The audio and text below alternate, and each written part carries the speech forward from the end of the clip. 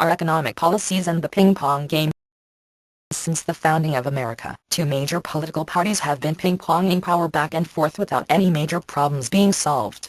We still struggle with escalating crime, unemployment, high taxes, poverty, the homeless, hunger, and the devastation of war.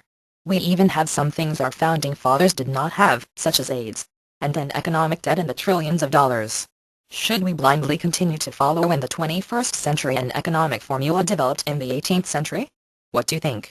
I think we should take a step back and objectively analyze the effects of those economic policies as they impact us today. Do you agree? Is it possible for us to use our God-given gifts of logic, reason and common sense to create a new set of economic laws to follow, or are we somehow mysteriously bound to using outdated methods and economic policies that defy logic, reason, and common sense? What is it that stops us from simply wiping the slate clean, beginning anew, and bringing our economic policy in line with our technological advances? If surveyed, it is my belief that the majority of the American people hold that, as good as we have it here in this country, things can and should be much better. What would you say? There is, or there is not any room for improvement?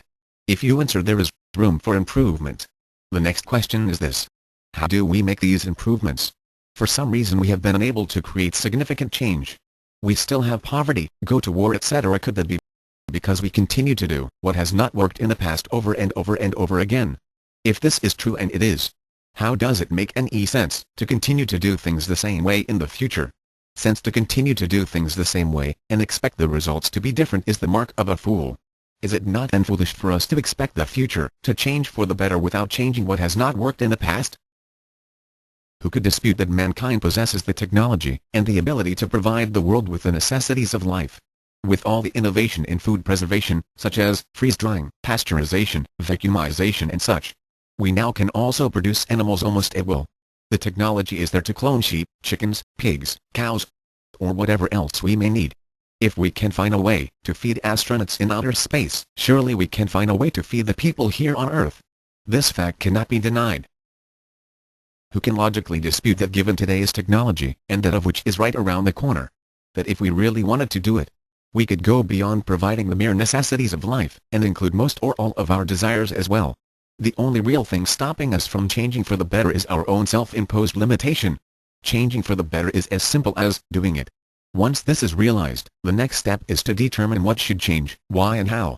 Since to be an American means to be free, any economic formula we implement must allow not just some of the people to be free from hunger and poverty, but it must allow all of the people to be so. For this reason it should be abundantly clear that it is impossible to allow all the people to achieve anything by employing economic policies that limit. Whenever we limit, someone or something is left out. This is what limiting means.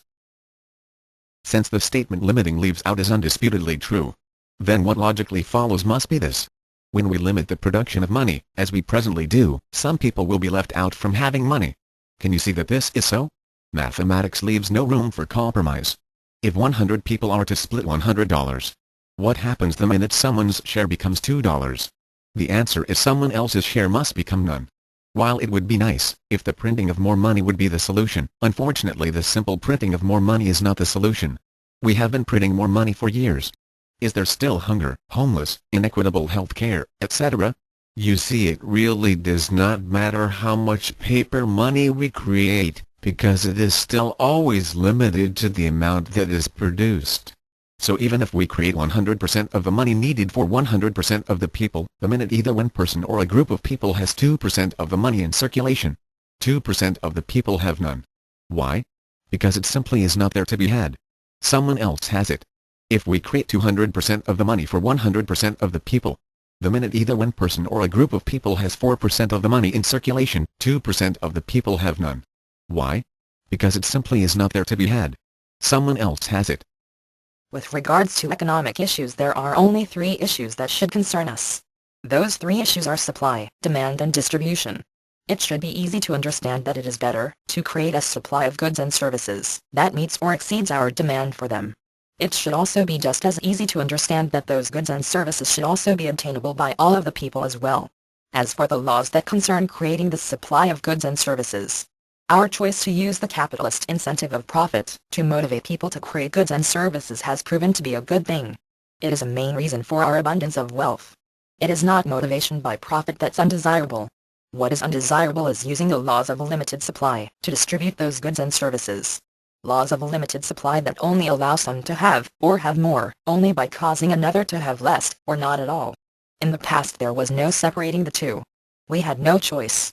Today there is a choice. We call that choice the American Wealth Card. As we go on, we will discuss in depth its features and benefits.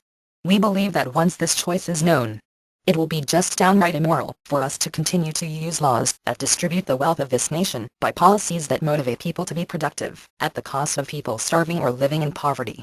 Opting for new distribution of the wealth does not mean that we must give up the profit incentive. It also does not mean that we must take away from those who have already achieved wealth. Actually, economic policies will aid and improve that profit incentive. This in turn will not only increase our supply of goods and services, but it will also make them affordable to all. Before we can ever hope to achieve such lofty goals as an end to poverty once and for all, we must first eliminate distribution of the wealth by employing limited money supply economics. It is our adherence to limited money supply economics that is the reason why we still have a problem with hunger today. We all know that in America, there is an abundance of food. We have even seen the creation of economic policies that intentionally restrict the production of food. This is limited supply economics at its worst. We actually pay our farmers not to be productive. We prevent the production of food, while many people go hungry or actually die of starvation. So if there is this abundance of food, so much so that we intentionally pay our farmers not to produce, why are there people in this country and elsewhere who are hungry? The answer is obviously not with the ability to produce the food. The problem is the limited supply method by which food is obtained and distributed. Any economic policy that intentionally limits the obtaining of food while millions starve, or intentionally limits healthcare while people become ill and die, in a just society should be considered crimes against humanity. Using limited supply economics, we create a fixed wealth by fixing the amount of money in circulation. This is done to stimulate competition. However, with the technology of today, especially our computer technology, we no longer need to ping-pong back and forth a fixed wealth and fixed money supply to motivate productivity. In order to achieve the real economic prosperity that we desire, as a nation, we must pursue a new course. That course should be to allow a way for all of us to achieve the American dream. Our focus should no longer be on how to ping-pong back and forth the distribution of our fixed wealth to stimulate competition. Our focus should be on how to create new wealth for all. Our choice is a simple one. Either we make use of today's technology and set our goals on creating new formulas of unlimited supply economics, or we will continue to play the fool